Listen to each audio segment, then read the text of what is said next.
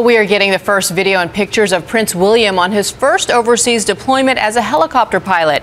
His mission to the Falkland Islands is raising all sorts of issues in terms of international diplomacy, but also what does it mean for Kate, who's back home alone? ABC's Jeffrey Kaufman is in London with that story. Good morning to you, Jeffrey. And good day to you, Bianna, from a very snowy London. The question is, Prince William, the British government's secret weapon? You might ask that question because the future King of England has been dispatched to the remote Falkland Islands along with a nuclear submarine and the Royal Navy's most advanced destroyer.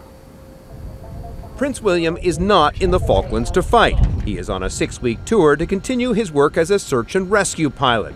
Flight Lieutenant Wales, as he is known, seen in these first public images from the remote islands, is, according to Britain's Ministry of Defence, on a routine deployment. It is a normal deployment that any young man in the Air Force in search and rescue would be sent to. It just so happens it's William's turn.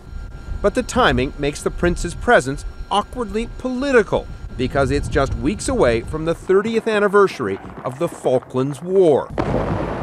The last royal on the islands was William's uncle, Prince Andrew, who piloted choppers during that war over a cluster of bleak islands with more sheep than people.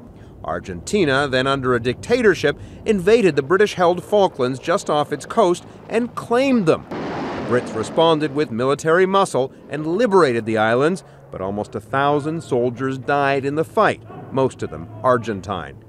With her husband far away flying helicopters, Kate, the future Queen of England, will for the first time be flying solo on official engagements, this week making an appearance at the National Portrait Gallery.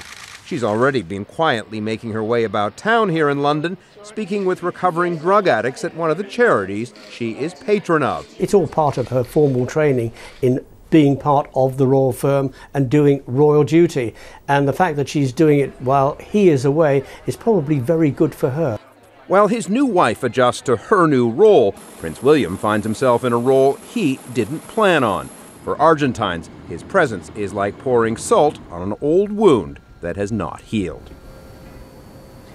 And take a look at the calendar and you will see that the royal newlyweds will be spending their first Valentine's Day at opposite ends of the earth.